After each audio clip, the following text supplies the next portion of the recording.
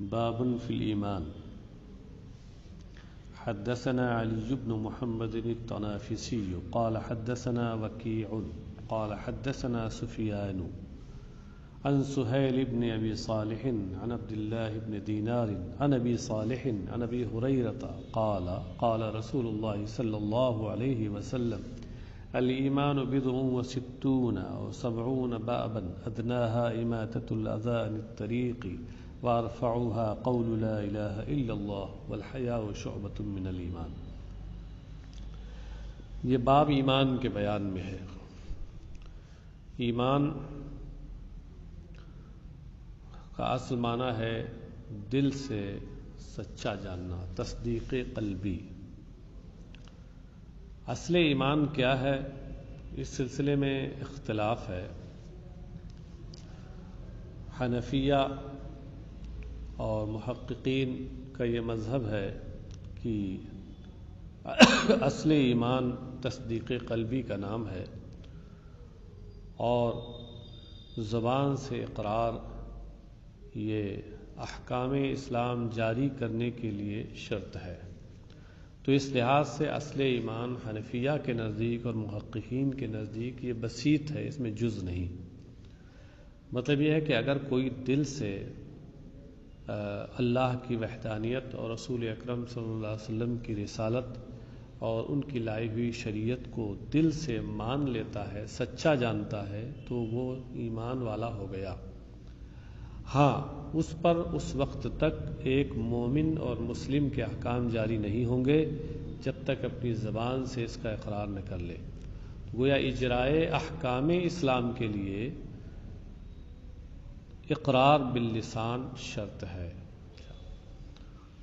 اور بعض لوگوں نے یہ کہا، جن میں شوافع ہیں، محدثین ہیں، کہ ایمان بسیط نہیں، مرکب ہے. یہ تین چیزوں کے مجموعے کا نام ہے. ایک تو تصدیق بالقلب، دوسرے اقرار باللسان، تیسرے عمل بالارکان.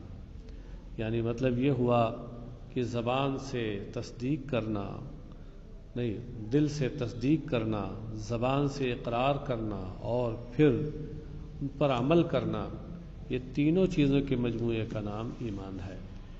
اسی وجہ سے عام طور سے محدثین جو شوافع ہیں وہ یہ باب باندھتے ہیں تو اس میں وہ حدیثیں لاتے ہیں جن میں ایمان اور مومنوں کی خصلت کو پر ایمان کا اطلاق کیا گیا ہے. وہ اس سے وہ اپنا یہ موقف ثابت کرنا چاہتے ہیں کہ عمل بھی ایمان کا ایک حصہ اور جز ہے. ہمارے علماء حنفیہ اور محققین اس سلسلے میں یہ بات کہتے ہیں کہ اصل تو ایمان تصدیق قلبی کا نام ہے، جیسا کہ قرآنی آیات سے واضح ہے اور بہت سی احادیث سے بھی. اب رہ گئی بعض وہ احادیث یا وہ آیات جن میں عمل پر بھی ایمان کا اطلاق آیا ہے، تو اس سے مراد وہاں اصل ایمان نہیں، ایمان کامل ہے. اور ہم بھی اس بات کے قائل ہیں کہ ایمان اس وقت تک کامل نہیں ہوگا جب تک انسان تصدیق قلبی کے ساتھ اقرار باللسان اور عمل بالارکان نہ کرے. جب تک عمل نہیں کرے گا اس وقت تک ایمان کامل نہیں ہوگا. تو یہ ایمان کامل کے حصے ہیں. لہذا یہ تعویل آپ یاد رکھیے اور اس کے بعد حدیث کا ترجمہ سنیے. قال عن ابی ہریرہ قال قال رسول اللہ صلی اللہ علیہ وسلم الایمان بضع وستون او سبعون بابا ادناها اماطۃ الاذى عن الطریق وارفعها قول لا الہ الا اللہ والحیاء شعبۃ من الایمان. حضرت ابو ہریرہ سے روایت ہے، انہوں نے کہا کہ رسول اللہ صلی اللہ علیہ وسلم نے ارشاد فرمایا کہ ایمان کے 60 یا 70 سے زیادہ کچھ زیادہ دروازے ہیں. بدون کا لفظ با کے کسرے اور ضاد کے سکون کے ساتھ، اور بعض لغات میں با کے فتحے اور ضاد کے سکون کے ساتھ بھی آیا ہے. اس کا اصل معنی تو ہوتا ہے شے کا کوئی ٹکڑا اور حصہ. لیکن جب یہ عدد کے لیے بولا جائے تو اس میں 3 سے لے کر کے 9 تک کے اعداد کے لیے بطور ابہام یہ بولا جاتا ہے. تو الایمان بدع و ستون اور 70 بابن کا معنی یہ ہوا کہ ایمان کے 60 یا 70 سے کچھ زائد دروازے ہیں۔ یہاں راوی کو شک ہے کہ سرکار علیہ الصلوۃ والسلام نے 60 فرمایا یا 70 فرمایا، اس لیے دونوں کو ذکر کیا۔ بدون تو فرمایا تھا، لیکن اس کے بعد 60 فرمایا یا 70 فرمایا، اس میں شک ہے، یہ اس کو ذکر کر دیا، اپنی امانت داری کو سامنے رکھتے ہیں۔ ادناہا اماطۃ الاذی عن الطریق، ان میں سب سے ادنا، سب سے نیچے کا درجہ راستے سے تکلیف دہ چیز کو دور کرنا، ہٹانا۔ راستے میں کوئی تکلیف دہ چیز پڑی ہوئی ہو، اندیشہ ہو کہ یہ پڑی رہ جائے گی تو کسی چلنے والے اور راستے کے پر آنے جانے والے کو تکلیف پہنچائے گی، تو اس کو دور کر دینا، یہ بھی ایمان کی ایک خصلت ہے، ایمان کامل کا حصہ ہے، ایمان کی ایک خصلت ہے، مومن کو ایسا ہونا چاہیے۔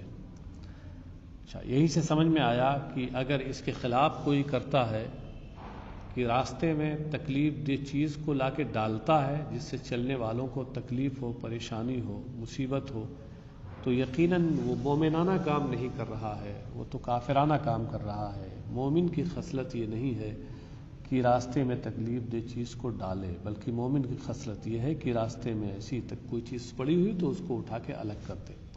وَأَرْفَعُهَا قَوْلُ لَا إِلَهَ إِلَّا اللَّهُ، اور اس میں سب سے اعلیٰ قول لا الہ الا اللہ، لا الہ الا اللہ کہنا، یعنی توحید کا اقرار، توحید بلکہ کلمہ طیبہ کا اقرار۔ لا الہ الا اللہ یہ دراصل کلمہ طیبہ کا ایک علم ہے، تو لا الہ الا اللہ بولا جائے تو اس سے پورا کلمہ مراد ہے۔ مطلب یہ ہوا کہ کلمہ اللہ کی وحدانیت اور رسول کی رسالت کا اقرار کرنا، یہ سب سے اعلیٰ خصلت ہے اس کی۔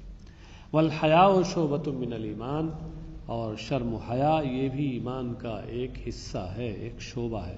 شعبہ کہتے ہیں دراصل درخت کی شاخ کو، تو ایمان کو ایک درخت سے تشبیہ دی گئی، اور پھر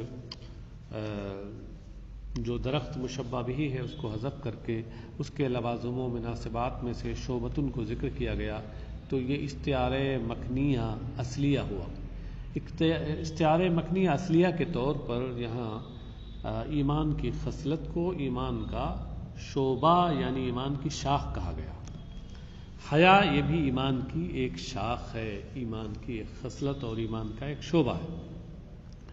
حیا کا معنی لغت میں ہوتا ہے کہ کوئی انسان کسی اپنے اوپر عیب لگائے جانے کے اندیشے سے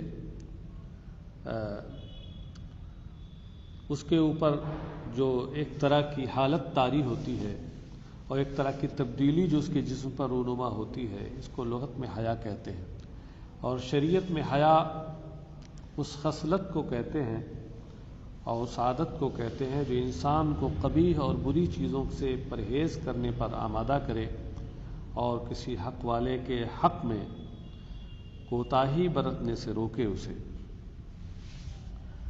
بری چیزوں سے بچنے پر جو عادت آمادہ کرے اور کسی حقدار کے حق میں کوتاہی برتنے سے جو عادت روکے، ایسی عادت اور ایسی خصلت کو شریعت میں حیا اور شرم کہتے ہیں۔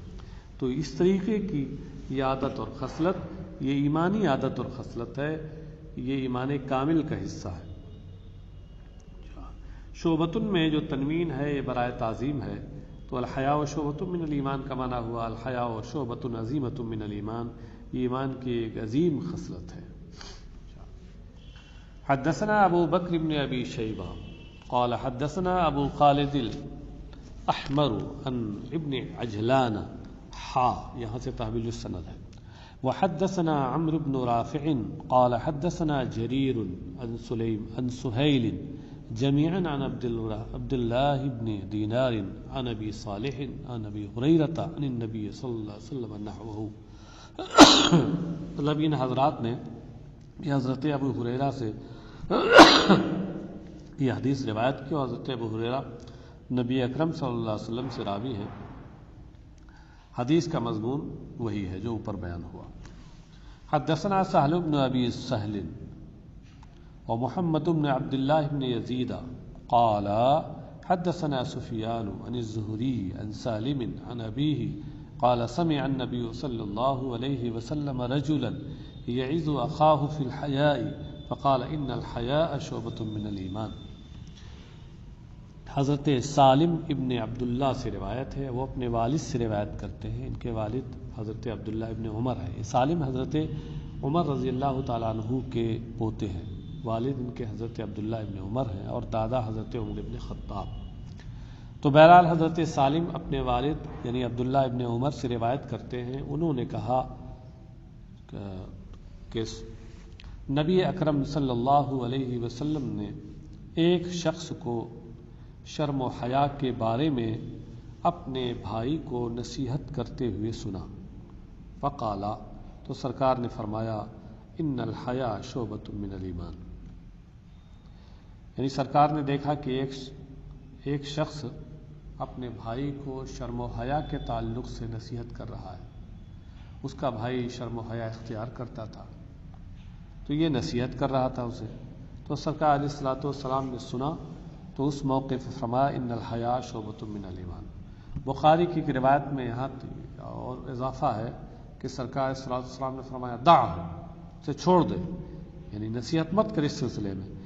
فإن الحیا شعبۃ من الایمان، کیونکہ شرم و حیا یہ ایمان کی ایک خصلت ہے اور شجر ایمان کی ایک شاخ ہے۔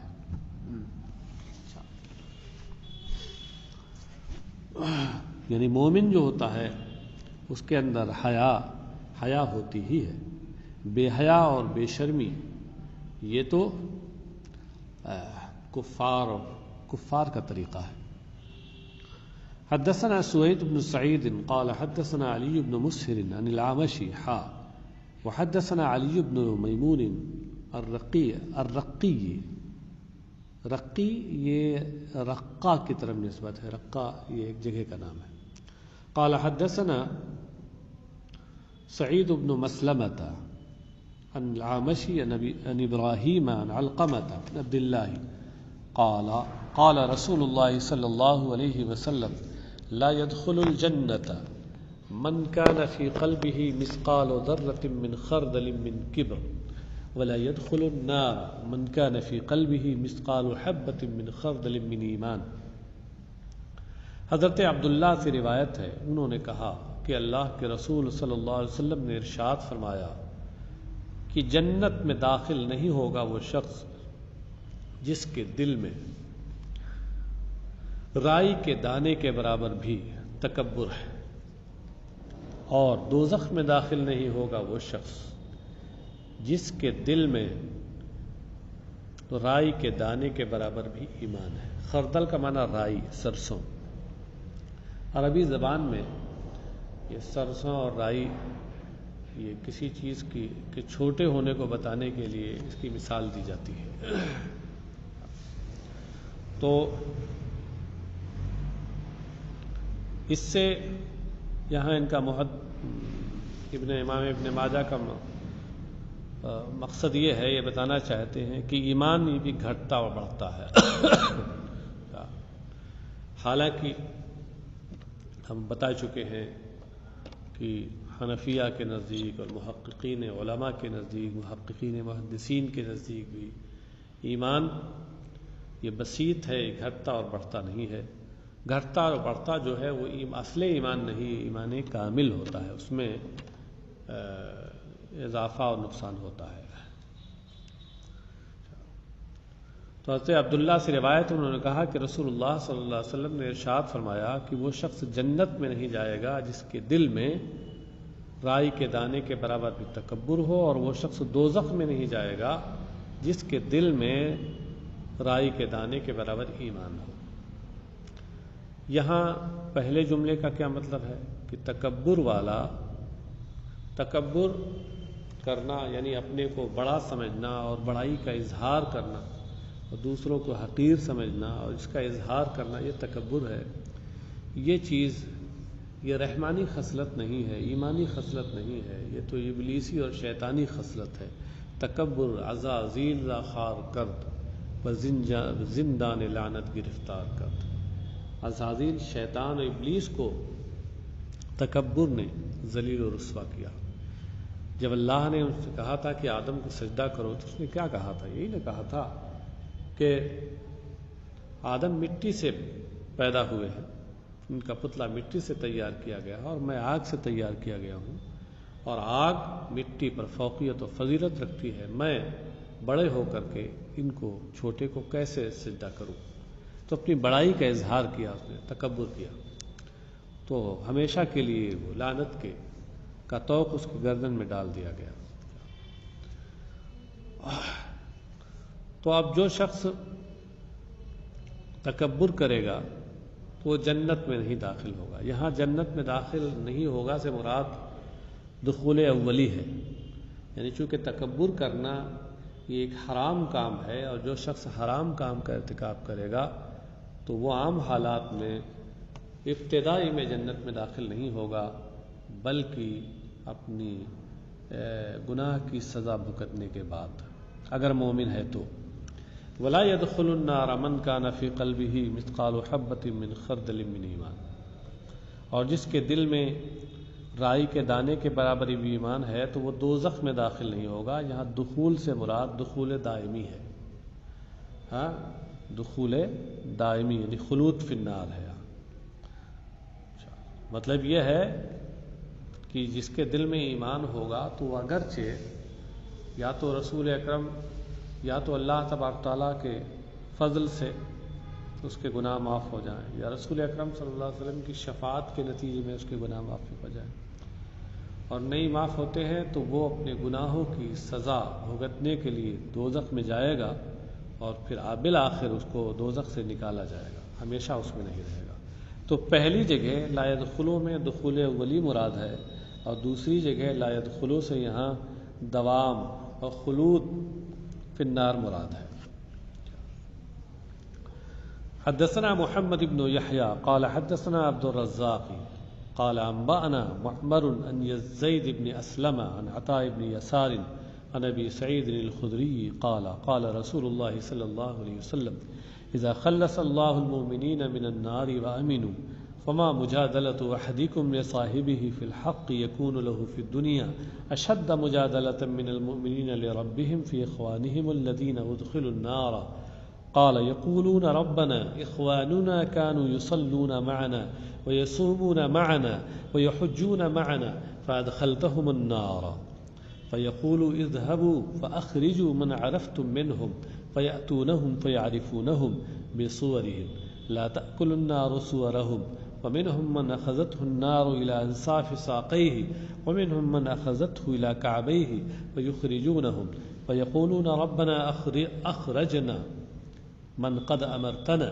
ثم يقول أخرجوا من كان في قلبه وزن دينار من الإيمان ثم من كان في قلبه وزن نصف دينار ثم من كان في قلبه مثقال حبة من خردل قال أبو سعيد فمن لم يصدق هذا فليقرأ إن الله لا يظلم مثقال ذرة وإن تك حسنة يضاعفها ويؤتي من لدنه أجرا عظيما۔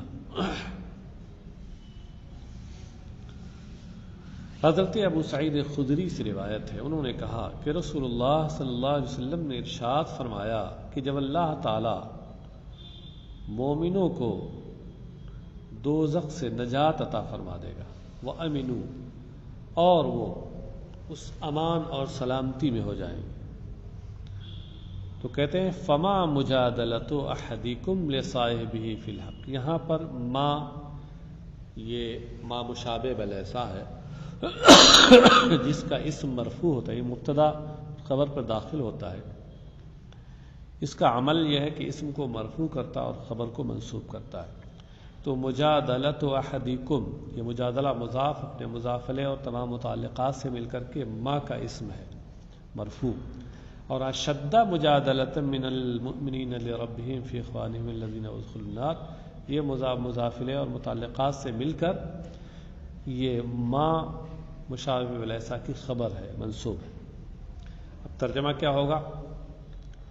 تو تم میں سے ایک شخص کی حق کے معاملے میں دنیا میں اپنے ساتھی کے لیے جو جھگڑنا ہوتا، اپنے ساتھی کے لیے جو دوسروں سے جھگڑنا ہوتا ہے، تو یہ جھگڑا، یہ لڑائی جھگڑا، یہ اپنے ان بھائیوں کے لیے جو دوزخ میں داخل کر دیے گئے ہیں اہل ایمان میں سے، تو ان کے تعلق سے رب تبارک و تعالیٰ سے جھگڑنے سے زیادہ سخت نہیں ہوگا۔ کیا مطلب ہے؟ مطلب یہ ہے کہ تم میں سے ایک شخص جو اپنے بھائی سے کے تعلق سے اس کی طرف سے، اس کی طرف داری میں دوسروں سے جھگڑتا ہے یہاں دنیا میں، کہ اگر کوئی اس کے بھائی کا حق دبا لیتا ہے، چھین لیتا ہے، تو پوری طاقت اور قوت کے ساتھ اس چھیننے والے سے بھائی کی جانب سے جھگڑا کرتا ہے، تو یہ جھگڑنا بنسبت اس جھگڑنے کے کم اور ہلکا ہوگا جو وہاں قیامت کے دن، قیامت میں اپنے اس مومن بھائی کے تعلق سے جنہیں دوزخ میں داخل کر دیا گیا، یہ بندہ اللہ سے جھگڑے گا، یعنی وہاں اللہ سے جھگڑا کرے گا اور کہے گا کہ یہ میرے بھائی تھے۔ اس کی تفصیل آگے آ رہی۔ قالا، سرکار نے فرمایا، یقولون، وہ لوگ کہیں گے کہ ربنا اخواننا کانوا یصلون۔ یہاں یقولون سے کے بعد یہ اسی کی تفسیر ہے کہ کیا وہ رب تبارک و تعالیٰ کی بارگاہ میں کس طریقے سے اپنے ان مومن بھائیوں کے لیے جھگڑا کریں گے۔ یقولون ربنا، کہیں گے اے ہمارے پروردگار، پالن ہار، اخواننا کانوا یصلون معنا ویصومون معنا ویحجون معنا فادخلتهم النار، ہمارے یہ بھائی ہمارے ساتھ نماز پڑھتے تھے، ہمارے ساتھ روزہ رہتے تھے، ہمارے ساتھ حج کرتے تھے، تو نے انہیں دوزخ میں داخل کر دیا۔ فیقولو، تو اللہ تبارک و تعالی وہ رب رحمان و رحیم ارشاد فرمائے گا، اذهبوا، تم لوگ جاؤ، فاخرجوا من عرفتم منهم، ان میں سے جن کو تم پہچانتے ہو انہیں باہر نکالو، یعنی جن کو پہچانتے ہو کہ یہ تمہارے مومن بھائی ہیں، ایمان پر ان کا خاتمہ ہوا، ایمانی خصلت اختیار کرتے تھے تمہارے ساتھ، ان کو باہر نکالو۔ فیاتونہم فیعرفونہم بصورہم لا تأکل النار صورہم، تو یہ لوگ ان کے پاس جائیں گے تو ان کی شکل و صورت دیکھ کر کے ان کی شکل و صورت سے انہیں پہچان لیں گے کہ نار دوزخ ان کی صورتوں کو نہیں کھائے گی، یعنی جہنم کی آگ ان کے پورے سراپا کو تو جلا دے گی، صرف ان کی شکل و صورت باقی رہے گی، اسی سے وہ پہچانیں گے۔ فَمِنْهُمْ مَنْ أَخَذَتْهُ النَّارُ إِلَىٰ أَنصَافِ سَاقَيْهِ، ان میں سے کچھ تو وہ ہوں گے کہ نار جہنم جن کی آدھی پنڈلی تک جن کو اپنی گرفت میں لیے ہوگی۔ انصاف نصف کی جمع ہے اور نصف کا معنی آدھا، اور ساقہ ہی تثنیہ ہے، ساق کا معنی پنڈلی، تو ان میں سے کچھ تو وہ ہوں گے کہ آدھی پنڈلیوں تک آگ جن کو اپنی گرفت میں لے چکی ہوگی۔ وَمِنْهُمْ مَنْ أَخَذَتْهُ إِلَىٰ كَعْبَيْهِ، اور ان میں سے کچھ وہ ہوں گے کہ جن کے دونوں ٹخنوں تک آگ اپنی گرفت میں انہیں لے چکی ہوگی۔ فَيُخْرِجُونَهُمْ، تو یہ لوگ انہیں جہنم سے باہر نکالیں گے۔ فَيَقُولُونَ رَبَّنَا، پھر عرض کریں گے اے ہمارے پروردگار، اخرجنا من قد امرتنا، ان لوگوں کو ہم نے باہر نکال لیا جن کے تعلق سے تو نے حکم دیا تھا۔ ثم یقولو، اور پھر رب تبارک و تعالی ارشاد فرمائے گا، اخرجوا من كان في قلبه وزن دینار من الایمان ثم من كان في قلبه وزن نصف دینار ثم من كان في قلبه مثقال حبة من خردل۔ اللہ تعالی کی رحمت اس وقت جوش پر ہوگی، ارشاد فرمائے گا کہ تم لوگ ان کو بھی باہر نکالو، جہنم سے باہر نکالو جن کے دل میں ایک دینار کے برابر ایمان ہو، اور پھر ان کو باہر نکالو جن کے دل میں آدھے دینار، نصف دینار کے برابر ایمان ہو، اور پھر انہیں باہر نکالو جس کے دل میں رائی کے دانے کے برابر بھی ایمان ہو۔ قال ابو سعید جو اس کے حدیث کے راوی ہیں، ابو سعید خدری، انہوں نے کہا کہ فمن لم يصدق هذا فليقرأ، تو جو اس کو سچا نہ سمجھے، اس حدیث کو سچا نہ سمجھے، تو اسے قرآن کی یہ آیت پڑھ لینا چاہیے، اس میں یہی مضمون ہے، ان اللہ لا یظلم مثقال ذرہ، یقیناً اللہ ذرہ برابر بھی کسی پر ظلم نہیں فرمائے گا۔ وَإِن تَكُ حَسَنَةٌ يُضَاعِفْهَا وَيُؤْتِ مِن لَّدُنْهُ أَجْرًا عَظِيمًا، اور اگر وہ نیکی ہوگی تو اس نیکی کو کئی گنا کر دے گا اور اپنے پاس سے اسے اجر عظیم عطا فرمائے گا۔ تو اس سے دیکھیے یہ سمجھ میں آتا ہے کہ اللہ ظلم نہیں کسی پہ کرے گا۔ اگر کسی کے پاس بھی ایمان ہے تو اس ایمان کے لحاظ سے ہمیشہ اس کو جہنم میں نہیں چلائے گا۔ اس کے اندر کچھ بھی نیکی ہے تو اللہ تعالیٰ اس نیکی کو کئی گنا کرے گا اور اپنے پاس سے اسے اجر عظیم عطا فرمائے گا۔ اس طریقے سے جہنم سے اس کی نجات کا سامان ہو جائے گا۔ یہی مضمون اس حدیث میں ہے جو اس آیت میں ہے، لہذا اب آیت کو دیکھ کر کے شک و شبہ دور ہو جانا چاہیے اور حدیث کے مضمون کی تصدیق کرنی چاہیے۔ وصلی اللہ تعالی علی خیر خلقہ سیدنا و مولانا محمد وعلی آلہ وصحبہ اجمعین برحمتک یا ارحم الراحمین۔